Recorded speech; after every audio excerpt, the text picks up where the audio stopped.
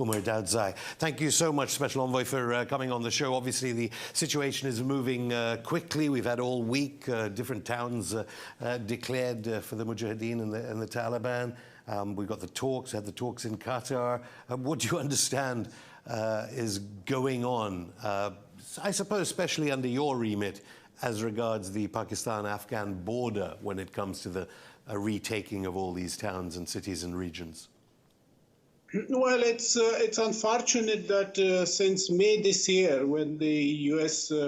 Formally declared that they will depart by September, the war exacerbated, and because the U.S. support suddenly ceased, air support suddenly ceased. Taliban have been taking over quite quickly districts, and then we were told that they may not take cities, and actually they alluded to that when they were on visit to Moscow, that they may not embark on taking cities, but they did. The dominant news now is war, basically. It's fighting, it's displacement, it's killing. Peace talks are there, they are going on, but little hope is now attached to that, or reduced hope is now attached to the peace talks. And throughout this 1 or 2 months, what Taliban did strategically was to cut off Kabul's economic lifelines, like Islam Qala with Iran, and almost all border crossing with Iran. With Turkmenistan, with Tajikistan. The only one that's opened is with Uzbekistan, and there are 2 border crossing opened with Pakistan, where trade is taking place. Now, God forbid, if government lose that, then it could be economically suffocated. So just winding back there, I should say the air support, according to the Biden administration, they've increased the number of B-52s, the AC-130 gunships, and the drones. Are you saying the Taliban lied to the Russians and to the Chinese? Obviously, the Taliban was speaking with officials both in Moscow and with officials of the Chinese Communist Party? Well, lied in what sense? On what? That they what said part? they wouldn't. You just said they said they wouldn't be taking the cities, and then they did. I wouldn't say they lied. I would say that they conditioned their wordings to the release of prisoners and also delisting. Since the 7,000 prisoners were not released and the delisting didn't take place, they took that as an excuse. But also, as I understand, because I've been in this kind of situation for the past 42 years, in this kind of situation, a warring group will not like to lose momentum. So if they stopped attacking cities after taking over lots of districts, then they would have lost momentum. So therefore, they embarked on it, and they took that that denial of release of prisoners as an excuse.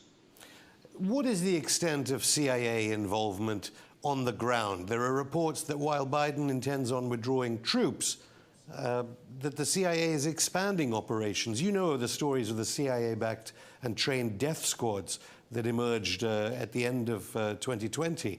Scores of Afghan civilians allegedly being killed by CIA-trained death squads. Are they increasing across the Pakistan-Afghan border? I'm not in picture with that. I think the only force that was linked to CIA that's still active in the war, that's what's called KPF. That's in Khost. And a portion of them is now shifted to Kandahar. Anywhere else, we don't see any CIA presence, in the form of the Afghan offshoots. I don't see them. And one of the reasons that their bombardment is not efficient, if the B-52s are active, they cannot be efficient because they don't have a ground presence. Have any schools been bombed by the U.S. warplanes? There have been reports of civilian infrastructure being damaged by American bombing in the past few days? It's very hard to verify, but there were claims that a bombardment of a hospital, a business center, and perhaps a school took place in Lashkargah. And there were also news of some kind of air intervention by the U.S. in Nijra, which is the nearest province outside Kabul to the northeast. Elsewhere, we haven't heard any particular U.S. force intervention. However, the Afghan Air Forces supported one way or the other. You don't think some people in Washington see this policy as win-win? They remove the troops, they destabilize Afghanistan and allow Islamism and these groups, I know that the Afghan government is also connected to them, and destabilizing China with the East Turkestan terrorists, as the Chinese call them, who emanate, of course, from Xinjiang, and destabilize Russia with the Turkmenistan, Uzbekistan borders. And at the same time, they don't have to pay so much. They've spent $4 trillion maybe on these wars after 9/11. It's a great victory for Washington. Well, that's not how people in Afghanistan see it. I mean, people blame U.S. that they left Afghanistan irresponsibly.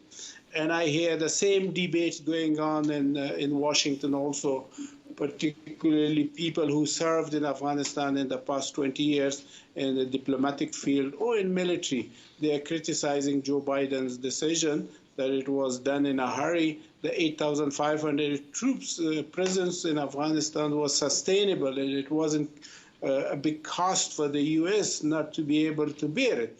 Now, in respect to win-win against, let's say, China or against Russia, I mean, that's a debate that we have to wait for it to see who wins. At the moment, the way I see it personally, so far, I mean, the administration that was born in the Bonn Conference, it was built based on the international consensus. But now, whatever happened from now on, it's going to be built based on regional consensus. So the initiative is now more in the region than in Europe and in Washington. Well, let's just go to the region, and I should say it's win-win, arguably, until the next atrocity in New York and Washington, which was why they said they went to Afghanistan.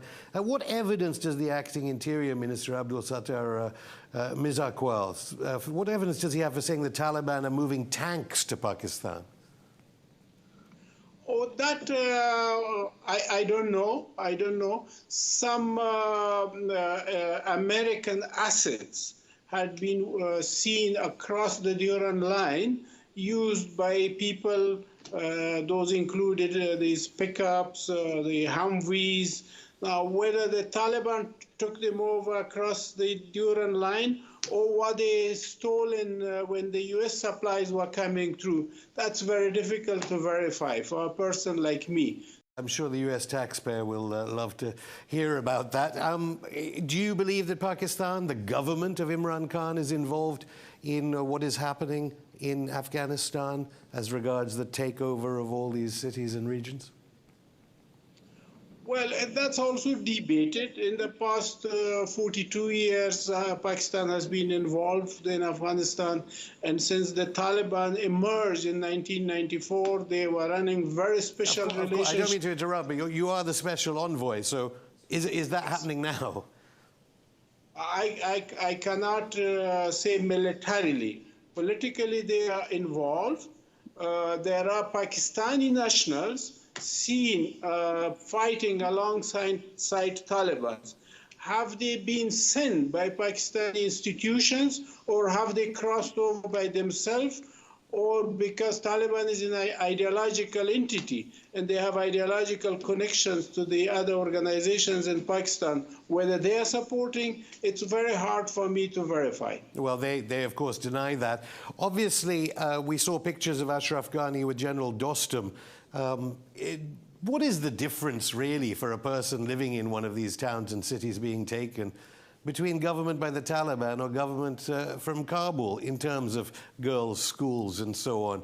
The warlord, I mean, General Dostum, did you like seeing those pictures? You think a person known for gross human rights violations should be an ally of your government and your leader?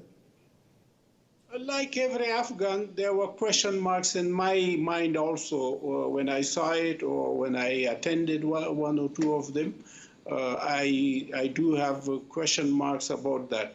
But I think the message of President Ghani or his intentions are misunderstood. He wants those warlords or political lords or war leaders, whatever you call them, to help mobilizing youth to participate or to become part of the army and police. Yeah, but that hasn't happened in 20 years over Karzai, over other presidents. Just finally, I want to ask about Iran and the refugee problem. Iran has taken 800,000, maybe 1 million, maybe more than 1 million refugees from Afghanistan. What do you think about Britain and the United States sanctioning Iran, even as it comes to the aid of all these people seeking asylum from what's now happening in Afghanistan? Well, sanctions is a very different issue. It's a long-term issue between Iran and the U.S. Iran is our neighbor, and it's natural that when there is problem in one neighboring country, then people cross to the other one where they may feel safer and where they may earn their bread and butter more easily. Will they come to Britain? Will they also come to Britain, do you think, the refugees? They are trying. They're trying. It's not new for the past many years, but I'm sure it's going to increase because the prices of housing is going down in Kabul and other cities because people are selling their houses to use that money to cross over to Europe. Special Envoy, thank you. Welcome. Pleasure.